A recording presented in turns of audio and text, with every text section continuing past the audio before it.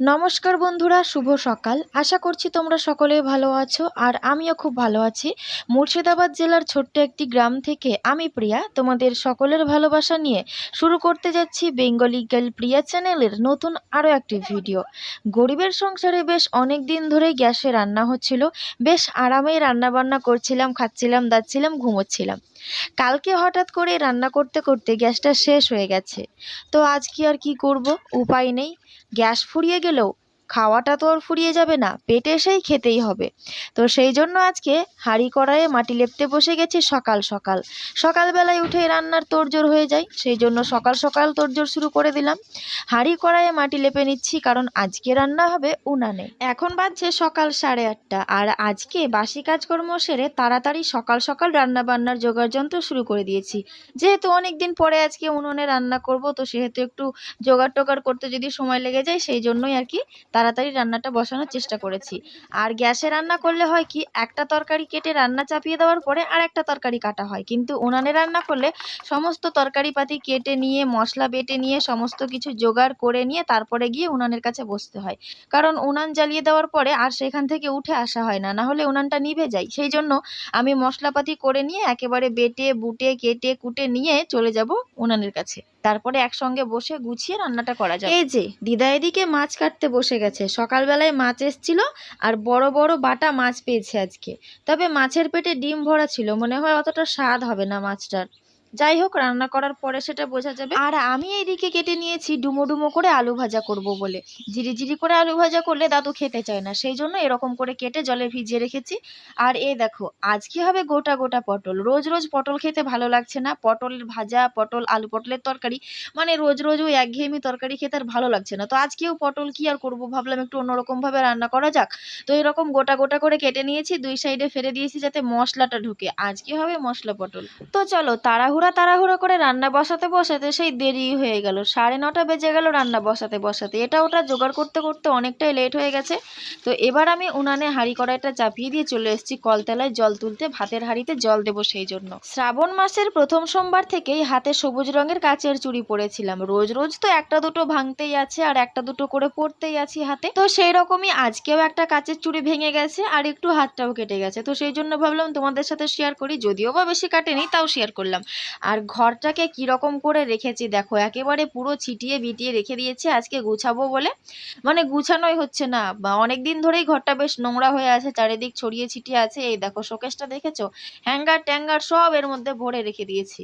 তো ভাবছি আজকে যতটুকু পারি ততটুকু গোছাবো। কাজকাম সেরে দুপুরবেলায় একটু ঘুমিয়ে নিয়েছিলাম, তারপরে মামিদের ছাদে গিয়েছিলাম কমেডি ভিডিও শ্যুট করার জন্য। মানে শর্টস ভিডিও তোমরা যেগুলো দেখছো, শাশুড়ি ভার্সেস বৌমা, হাজব্যান্ড ভার্সেস ওয়াইফ ইত্যাদি ইত্যাদি যেগুলো দেখছো, সেগুলো শ্যুট করার জন্য গিয়েছিলাম ছাদে। তো সোনা পাপাকে নিয়ে একটা ভিডিও শ্যুট করবো ভাবলাম। তো মাকে বললাম ওকে নিয়ে আসতে। ওকে ছাদে নিয়ে আসতে আসতে জামার উপরে জামা পরাচ্ছে। ওকে একটা গেঞ্জি পরানোই আছে, তারপরে আবার পরাচ্ছে, মানে সাজাতে হবে, ভিডিও বানাবে তাই। খেপা, ও খেপা, শুনো, কই হাসি? এখন আর হাসি নাই না?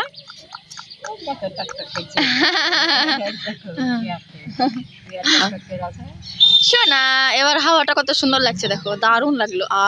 পরানটা জুড়াই গেল। কি অবস্থা মুখে, কত বড় টিপ। সো গাইজ, এখন আমি কমেডি ভিডিও শুট করছিলাম মামিদের ছাদে। ওই শাড়ি টাড়ি সব খুলে রেখেছি ওইদিকে, ওই দেখো এইটার উপরে রাখা আছে। এরকম ছাদের উপরে বসে বসে একটু হাওয়া খাচ্ছি। অনেকক্ষণ ধরে শাড়ি পরে শ্যুট করছিলাম, মোটামুটি 30 মিনিট 40 মিনিট হলো। গরমটা বিশাল লাগছে, আর ছাদে ফুরফুরে হাওয়া আছে, মাঝে মাঝে আসছে। তো পরানটা ঝুরাইয়ে যাইতাছে হাওয়া খাইতে খাইতে। দাদুর গাছ থেকে বাতাবি লেবু পেরে এনে মা এখানে লেবুটা কেটে মাখিয়ে খাচ্ছিল, মা আর বাবা। তো আমাকে বাবা বললো একটু খেতে, আমি একটু খেলাম, কিন্তু হালকা হালকা টক ছিল। আর আমি তো মানে সিজার হয়েছে অনেক দিন হয়ে গেল, তাও একটু ভয় ভয় লাগছে, সেই জন্য অল্প করেই খেয়েছি। আর এই দেখো ঘরটা হালকা ফুলকা গুছিয়েছি, দেখেছো? মানে এই শুধু দুটো থাক গুছিয়েছি শোকেসের, আর এই নিচের থাকটা আছে এখনো, এদিকে অগোছালো হয়ে পড়েই আছে। এইটুকু গুছিয়েছি, তাই কতটা নোংরা বেরিয়েছে দেখো, কতগুলো ওষুধের খাপ টাপ সব বেরিয়েছে, দেখেছো? সোনা পাপা এদিকে বসে আছে। এটা হচ্ছে আমার ছোট মামি, ছোট মামির কোলে, ছোট ঠাম্মার কোলে সোনা পাপা বসে বসে টুক টুক টুক টুক করে আমার ভিডিও করা দেখছিল।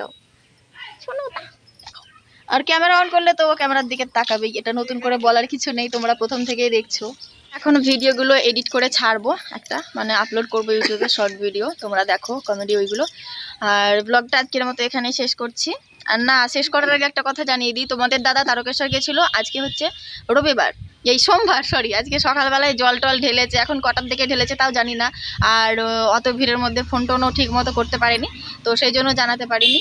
দিয়ে আমি ওই দুপুরে 2টোর দিকে ফোন করেছিলাম, বললো যে এখনও বেরোতে পারিনি তারকেশ্বরের গেট থেকে। মানে এতটা ভিড় হয়েছে তৃতীয় সোমবারে এবার এতটা লোকের ভিড়, মানে পা ফেলার জায়গা নেই। ওরা একটা কোনায় বসেছিল ঢুকে, সেখান থেকে বেরোতেই পারছে না ভিড়ের ঠেলায়। তো এখন কখন বাড়ি আসছে না আসছে বুঝতে পারছি না। এমনিতে যদি জল ঢেলেই বেরিয়ে পড়তো তাহলে মনে হয় 11টা 12টা বা 1টার মধ্যে ঢুকে যেত বাড়ি। এখন কটায় আসছে না আসছে তোমাদের সাথে পরের ভিডিওতে শেয়ার করব, সবকিছু বলবো, দেখাবো। তো চলো আজকের মতো এখনকার মতো এই ভিডিওটা এখানে স্টপ করছি। দেখা হচ্ছে নেক্সট ভিডিওতে। সকলেই ভালো থেকো, সুস্থ থেকো। টাটা। শুনু, টাটা। টাটা দাও। টাটা।